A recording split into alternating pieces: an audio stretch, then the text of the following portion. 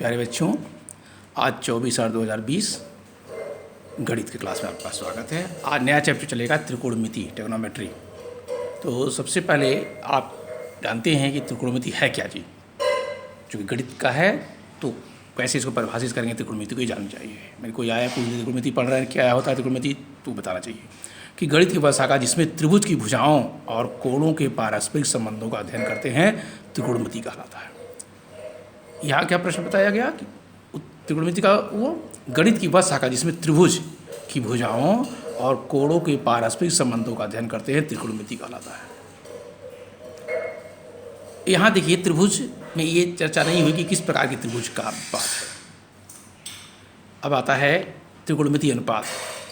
यहाँ शब्द आगे सीधे समकोण त्रिभुज, यानी जो हम त्रिकोणमिति पढ़ेंगे उसमें समकोण त्रिभुज का ही चर्चा करेंगे। वैसे हमारे पास तो कैसा है, न्यून कोण, अधिक कोण, समकोण।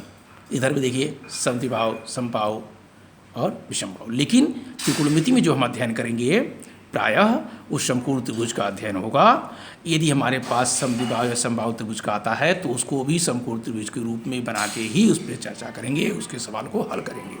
इस नाते समकोण त्रिभुज हम समझे कि समकोण त्रिभुज में क्या क्या होता है, ये आपको जानकारी होनी चाहिए। समकोण त्रिभुज क्या है, देखिए एक बनाया गया समकोण त्रिभुज, इसमें एक कोण जो आपका समकोण अर्थात 90 अंश का होगा, और समकोण त्रिभुज सबसे बड़ी भुजा को कर्ण कहेंगे। कोण जिस पे होगा वो बैठा होगा उसे आधार कहेंगे। जिस कोण की चर्चा होगी उसके सम्मुख की भुजा लंब कहेंगे। ये ध्यान रखना आपको समकोण त्रिभुज में। तो समकोण त्रिभुज की चर्चा हुई। अब यहाँ जरा देखिए कुछ त्रिकोणमिति अनुपात है जिसे हमने ये गीता, लेकिन जो हम लोग लिखते हैं प्राय संक्षिप्त में इस रूप में। हिंदी भी थोड़ा जान लीजिए क्योंकि हिंदी में कहीं कहीं लिखा रहता है। देखिए साइन, SINE, इसको संक्षेप में SIN लिखते हैं। इसकी हिंदी ज्या। कोसाइन संक्षेप में इसको कास बोलते हैं, COS कास, कोज्या। फिर टेंजेंट, इसका संक्षेप में टैन बोलते हैं, अस्पर्शज्या या अस्पर्श। कोसेंट, तो अब देखिए जो साइन का व्युत्क्रम है जिसे हम कोशेक बोलते हैं, COSEC कोशेक, तो व्युत्क्रम ज्या यानी ज्या का व्युत्क्रम। सेकेंड तो सेक बोलते हैं व्युत्क्रम कोज्या, कोज्या है ना इसका व्युत्क्रम। प्राय लोग उल्टा कह देते हैं, लेकिन उल्टा नहीं, व्युत्क्रम शब्द है। जैसे 1/3 का व्युत्क्रम 3/1 या 3 केवल होगा। 4/7 का व्युत्क्रम 7/4। ऐसे कोटेंजेंट, इसकी जो संक्षिप्त रूप है वो काट, COT काट, व्युत्क्रम स्पर्शज्या। ये हमारे पास हैं। तो 3 हमें याद होगा तो बाकी तीनों हम उसका व्युत्क्रम निकाल के कार्य करते हैं। अब ज़रा देखेंगे जो अनुपात हमने लिखा है साइन का, टेन, कोसेक, सेक, कॉट, इसलिए इसमें हमें क्रम से लिखा साइन का व्युत्क्रम कोसेक, कॉस का व्युत्क्रम सेक और टेन का कॉट।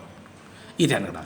हमें त्रिकोणमिति जो अनुपात निकालना है किसमें, समकोण त्रिभुज में। तो सबसे पहले इस त्रिभुज जो हमने ABC लिख दिया है, इसमें AC जो होगा कर्ण होगा।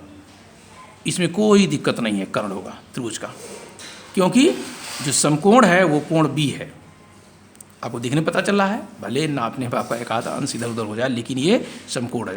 तो समकोण अर्थात 90 अंश कोण की भुजा सबसे बड़ी होगी, क्योंकि त्रिभुज का अंतर कोण 180 अंश होता है। एक 90 होगा तो बाकी दोनों जोड़ के 90 होंगे। तो सबसे बड़ा कोण होगा, सबसे बड़े कोण के सामने की भुजा सबसे बड़ी, और वही सबसे बड़ी जो भुजा होगी वो समकोण त्रिभुज में कर्ण कराएगी। अब जरा ध्यान से देखिए, इसमें यदि हम इसको थीटा कह दें, कोण कह दें, कोई ए भी कह सकता है, तो यदि इस कोण की बात होगी तो इसके सम्मुख की भुजा क्या कहलाएगी, लंब। और जिस पर कोण आधारित है उसे कहेंगे आधार। ये 3 चीज आप देखिए। इसमें थोड़ा बदल भी जाता है। जैसे अभी हम एक दूसरा त्रिभुज बना दें, नाम वैसे देखिए, कोई दिक्कत नहीं, ABC। तो ये कर्ण तो आपका रहेगा ही रहेगा, क्योंकि समकोण त्रिभुज के समकोण के सामने भुजा है। यदि हम कोण यहाँ कह दें, ध्यान रखना, इसको हम थीटा कह दें, कोण C को, अर्थात कोण यहाँ है तो सम्मुख भुजा लंब यहाँ हो जाएगी, और जो तीसरी बच रही है वो आधार हो जाएगी। यदि ये चीज़ हमारे दिमाग में बात बैठ गई तो हम इसका एक प्रश्नावली आराम से हल कर लेंगे। ये ध्यान रखना, कब कर्ण में कोई बदलाव नहीं होगा, केवल आधार और लंब में बदलाव हो रहा है। वो भी कब, जब कोण का पोजीशन बदल रहा है।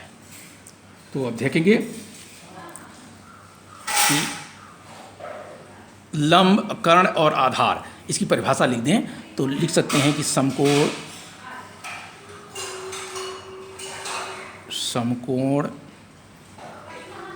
त्रिभुज में समकोण का होता है के सामने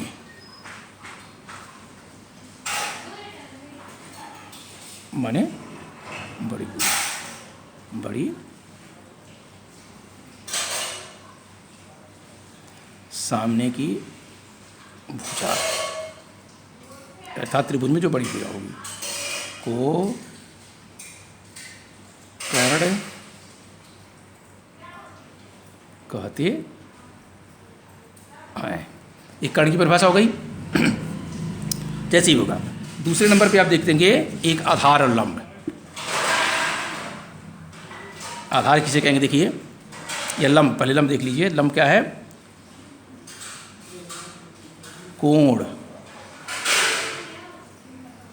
समकोण त्रिभुज है, उसमें समकोण त्रिभुज नहीं लिख पाया, लेकिन समकोण त्रिभुज की बात है, कोण के सम्मुख, सम्मुख माने सामने की भुजा को, सम्मुख भुजा क्या बताया? लंब। लंब कहते, और तीसरे नंबर पे आएगा आधार।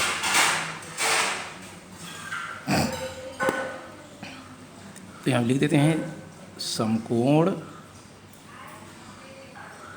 त्रिभुज में कोण जिस भुजा पर आसन्न है, आसन माने आधारित है, नहीं बैठा है, उसे आधार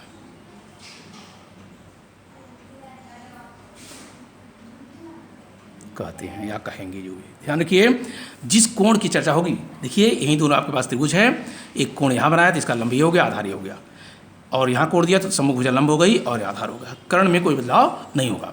तो आप समझ गए। यदि ये दिमाग में बात बैठ गई तो आपको त्रिकोणमिति का आधा से ज़्यादा पोर्शन हल करने में आराम मिलेगा। अब हम देखते हैं कि साइन क्या है, कास क्या है। देखिए केवल साइन कास टेन कोसेक सेक कॉट बोलेंगे उसका कोई उपयोग नहीं है, क्योंकि त्रिकोणमिति अनुपात में कहा गया और त्रिकोणमिति में पहले कह दिया गया है भुजाओं और कोणों। तो यहाँ कोण की जिक्र करेंगे हम, सीधे कोण ए बी सी बोल सकते हैं, अथवा जिस कोण की चर्चा हो, जैसे साइन थीटा, कास थीटा, इस टाइप की बात कर सकते हैं। तो इनका जरा हमें सूत्रवत कैसे ज्ञात करेंगे कि साइन थीटा क्या है, कास थीटा क्या है। कोई साइन ए कास ए भी कर सकता है। तो सबसे पहले इनका देखेंगे जो अनुपात है इनका।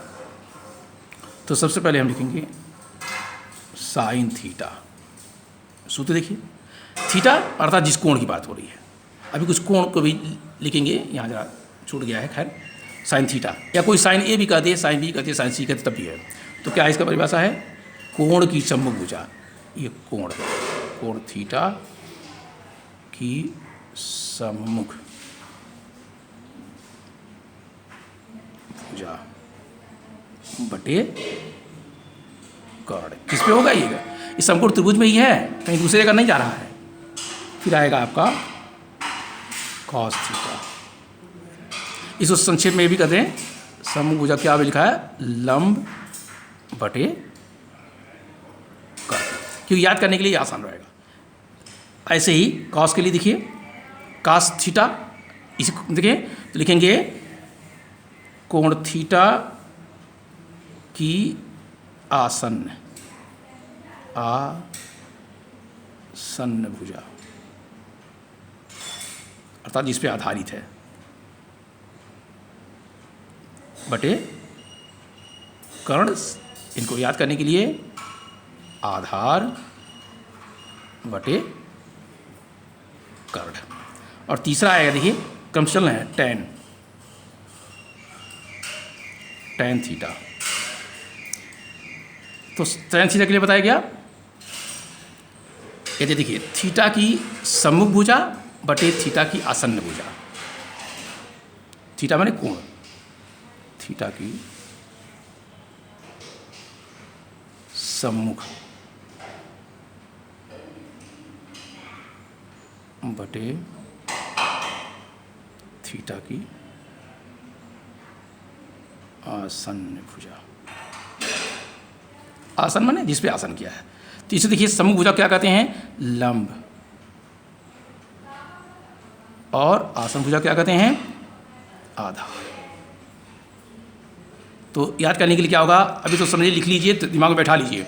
साइन थीटा बराबर लंब बटा कर्ण, कॉस थीटा बराबर आधार बटा कर्ण, और टेन थीटा बराबर लंब बटा आधार। इनका व्युत्क्रम देखें, साइन का व्युत्क्रम यहाँ क्या लिखा है, कोसेक, COSEC, कोसेक थीटा। तो साइन के व्युत्क्रम है। अब हम चाहें तो ऐसे कर सकते हैं, क्या कर सकते हैं इसमें, यहीं से कि कर्ण बटा थीटा की सम्मुख भुजा, ये हो गया व्युत्क्रम। कुछ उसे उल्टा कहते हैं, यहाँ लिख लिए संक्षेप में, कर्ण बटा लंब। कोसेक के बाद क्या लिखा गया, sec, SEC, sec theta. Sec theta इसका व्युत्क्रम कास वाले का, तो कर्ण बटे कोण थीटा। कोण इसे क्या, जो भी होगा कोण की बात चलेगी, कोण शब्द, थीटा, थीटा मतलब जिस कोण की चर्चा हो।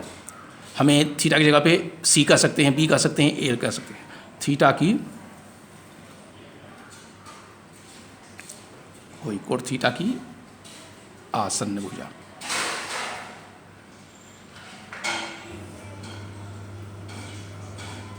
इसका मतलब इनका क्या बन गया, कर्ण बटा आधार,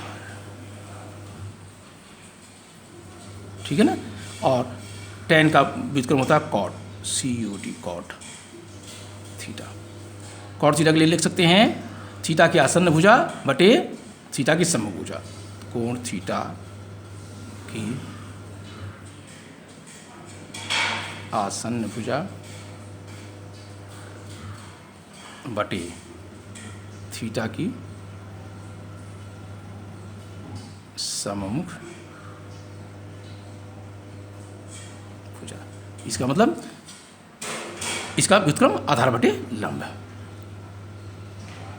आधार बटे लंब। ये तो होगा आपको याद करने की। अब इसको समझने की बात है, याद करेंगे यहाँ से, साइन थीटा बराबर लंब बटा कर्ण, कॉस थीटा बराबर आधार बटा कर्ण, टेन थीटा बराबर लंब बटा आधार। ये तीनों ध्यान है बढ़िया से, तो इसका व्युत्क्रम कर लीजिए। कोसेक का इसका व्युत्क्रम कर्ण बटा लंब, सेक का कर्ण वाले कॉस थीटा का व्युत्क्रम कर्ण बटा आधार, और कॉट का टेन का व्युत्क्रम आधार बटे लंब। अब ये याद होने के बाद भी आपको ये देखना पड़ेगा कि हमारा जो समकोण त्रिभुज में कर्ण कौन है, आधार कौन है, लंब कौन है। देखिए कर्ण में कोई बदलाव नहीं होगा, कोण चाहे यहाँ कहें, चाहे यहाँ कहें, चाहे यहाँ कहें, कर्ण हमेशा वही रहेगा, अर्थात सबसे बड़ी भुजा को कर्ण कहेंगे। लंब और आधार में कोण के स्थान के अनुसार बदलाव हो सकता है। यदि कोण यहाँ है तो सम्मुख भुजा ही लंब हो गई, और कोण देखिए यहाँ था, सम्मुख भुजा ही लंब हो गई। तो दोनों क्लियर होगा। बाकी जो तीसरी भुजा रही है वो आधार या आसन्न भुजा, यदि आप पहचान सकें तो कोण इसमें बैठा, आसन ये है। ये कोई कह सकता है ये आसन नहीं, ये कर्ण है, चूँकि इसमें आसन भुजा नहीं कहेंगे, आसन भुजा ही होगा। ये आपका एक जो त्रिकोणमितीय अनुपात है उसकी ये व्याख्या कि कर्ण किसे कहेंगे, लंब किसे कहेंगे, और आधार किसे कहेंगे। इसके बाद उनका इस सूत्र हो गया प्रमुख रूप से। देखिए कुछ अन्य कोण की भी चर्चा हो गई, जिसे अभी देखिए हमने लिखा था, इसे यहाँ देखिए हिंदी में थीटा,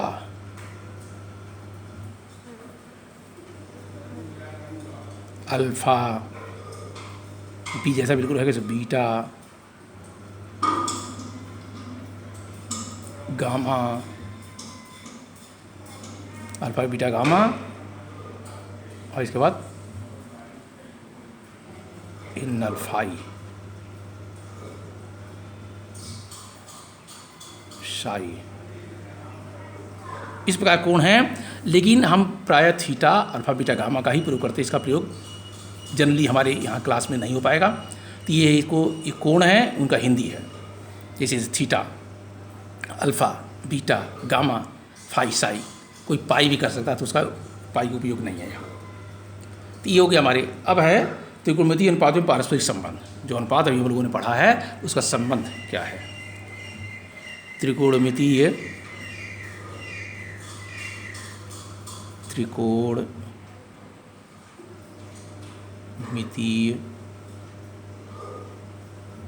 अनुपातों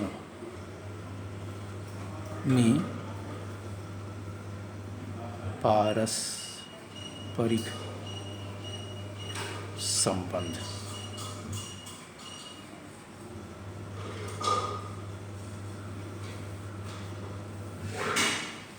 अभी हम लोगों ने पढ़ा कि यहाँ पीछे कि साइन थीटा का व्युत्क्रम कौन है, कास थीटा का व्युत्क्रम कौन है। ठीक उसी प्रकार यहाँ करेंगे, लिखेंगे sine theta, SIN sine theta. Theta लिख दिए, कोई अल्फा लिख दिए, बीटा लिख दिए, ABC लिख दिए, कोई दिक्कत नहीं है। यहाँ देखिए पहला अक्षर यहाँ कैपिटल रहेगा, बाद में स्मॉल, कोण कैपिटल से रहेगा, थीटा कैपिटल है प्लस। साइन थीटा बराबर इसका व्युत्क्रम हमने क्या लिखा, 1 कोसेक COSEC कोसेक थीटा।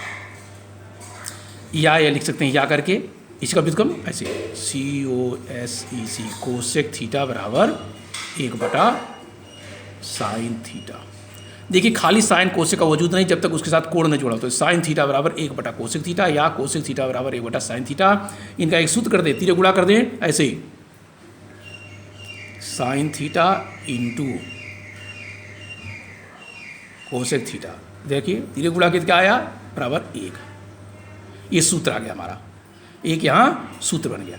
चलो देखिए दूसरा पार्ट देखिए, ये देखिए दूसरा पार्ट, इसका 3 ही पार्ट है। Cos theta equal to 1 SE sec theta या सेक थीटा बराबर 1 कॉस थीटा। अब इनका सूत्र बन जाएगा, तीनों गुणा कर देंगे चाहे इसका उसका, cos theta into sec theta बराबर 1। और तीसरा वाला पोर्शन हो गया, अभी चर्चा किया है, टेन थीटा बराबर 1 कॉट थीटा या कॉट थीटा बराबर 1 टेन थीटा। ये हो गया। तो इनका सूत्र बन जाएगा टेन थीटा इंटू, ये गुणा तिरे गुणा होता है, इंटू चिन्ह है, कॉट थीटा बराबर। इससे 3 सूत्र भी बन गए। ये देखिए इसको मैं घेर दे रहा हूँ, कभी इनकी आवश्यकता हो जाएगी। वैसे जितना ही याद करेंगे, अभ्यास करेंगे तो फिर पता चल जाएगा, और नहीं अभ्यास करेंगे, नहीं याद करेंगे तो आपको पता नहीं चलेगा कौन सा सूत्र क्यों लगा और कब लगा, या क्यों लगेगा, कैसा लगेगा। ये सब जितना ही अभ्यास करेंगे उतना ही हमें इसके बारे में पता चलेगा, चर्चा होगा। तो ये है त्रिकोणमितीय अनुपातों में पारस्परिक संबंध, एक प्रकार से सूत्र है। अब हमारे कोर्स में सूत्र वगैरह कम है, पहले बहुत ज़्यादा हुआ करता था। अब एक आता है पाइथागोरस प्रमेय। पाइथागोरस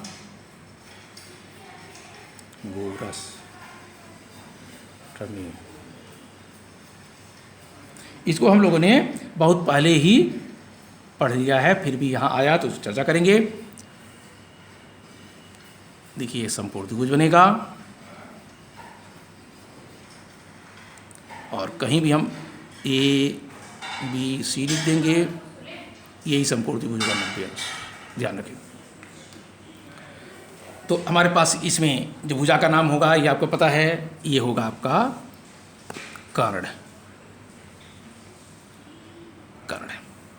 अब आपको जब बताएंगे, यदि हम कोण यहाँ, देखिए ये कोण यहाँ हो गया, फिर भी इसका जो है यही होगा लंब,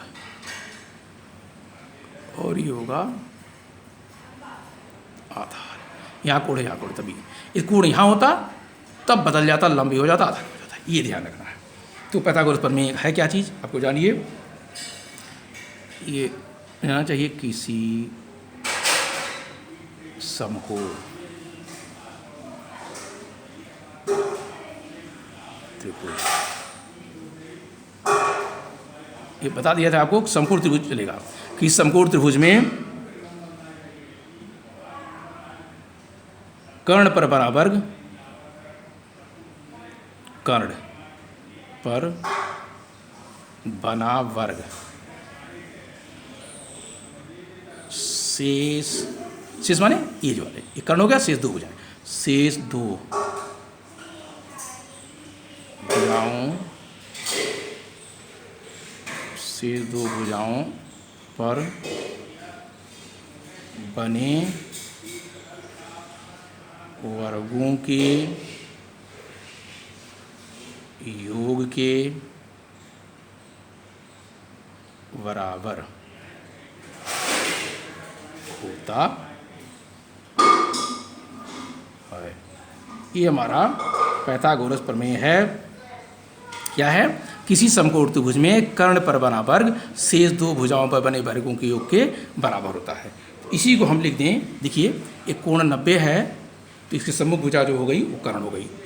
चाहे सी ए लिखे चाहे ए सी लिखिए, इसका मतलब क्या बन गया, जो कर्ण है ए सी, इसका वर्ग होगा, आधार हो गया बी सी, इसका वर्ग धन ए बी, इसका वर्ग।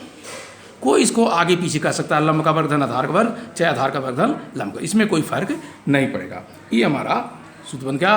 इसको शब्दों में भी लिख दें, कर्ण का वर्ग, इन कर्ण पर बराबर बराबर